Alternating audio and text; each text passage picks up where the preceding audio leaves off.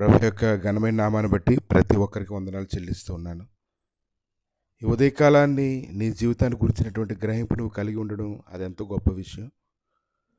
కీర్తన గ్రంథము 130 అధ్యాయము 7వ వచనం.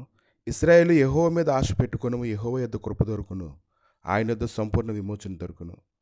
దేవుని కొరకు నువ్వు ఎరిగి ఉన్నావు కాబట్టి నువ్వు ఖచ్చితంగా ఆయన మీద నువ్వు ఆశ పెట్టుకున్నావు.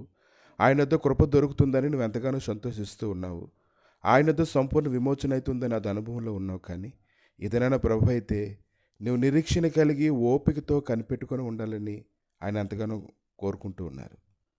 కనుక ఈరోజు ప్రభు సన్నిధిలో ఉండేటువంటి ప్రతి ఒక్కరు కూడా ఆయన కొరకు కనిపెట్టుకుని ఉండడం వల్ల అది ఎంతో గొప్ప మేలులు అనుభవించడానికి మార్గం సరళం చేసుకునేటువంటి వ్యక్తిగా నువ్వైతే ఉంటావు. కనుక ఆయనైతే నీతో ఉండడని నువ్వు ఎరిగి ఉన్నావు, ఆయన కృప కొరకు నువ్వు కనిపెట్టుకుని ఉన్నావు. కానీ ఈరోజు ఓపికతో ఆయన సన్నిధిలో ఫలించేలాగా నువ్వు సిద్ధపడాలని ప్రభు అయితే ఎంతగానో ఆశపడుతూ ఉన్నాడు. కనుక ప్రభుని ఎరిగినటువంటి వారందరూ కూడా ఓపికతో కనిపెట్టుకుని ఉండడం అనేది లోకంలో ఉండేటువంటి పరిస్థితులు చూస్తూ ఉన్నప్పుడు ఓపికతో కనిపెట్టుకుని ఉండడం ఎంతో కష్టమైనటువంటి పని.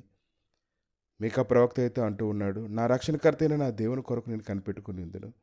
కనుక ఎక్కువగా ఆయన సన్నిధి కొరకు ప్రతి విషయంలో కనిపెట్టుకొని ఉండడం అనేది అది ఎంతో కష్టంతో కూడుకున్నటువంటి పని.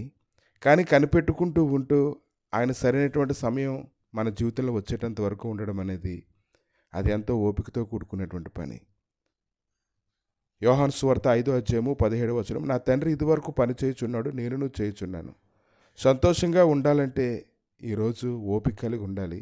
ఓపిక కలిగి ఉండడం అంటే దేవుని యొక్క సంకల్పాన్ని ఇదైనా నువ్వు తెలుసుకోగలిగి ఉండాలి.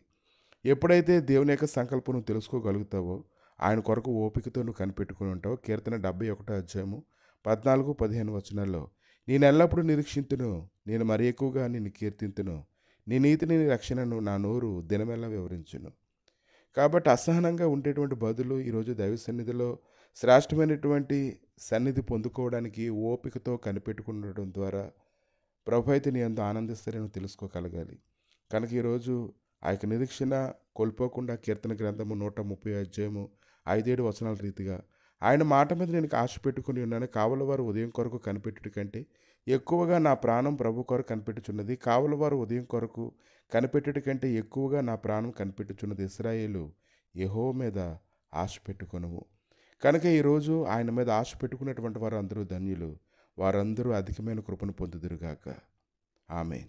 ప్రభు మీ దయగలిగే నష్టాలకి నాయన ఈరోజు అప్పగించుకుంటుండగా ప్రతి ఒక్కరిని జ్ఞాపకం చేసుకొని శాశ్వతమైన కృపను ప్రభు కుమ్మరింపజేసి నడిపించి బలపరిచి మీరే మహిమగంత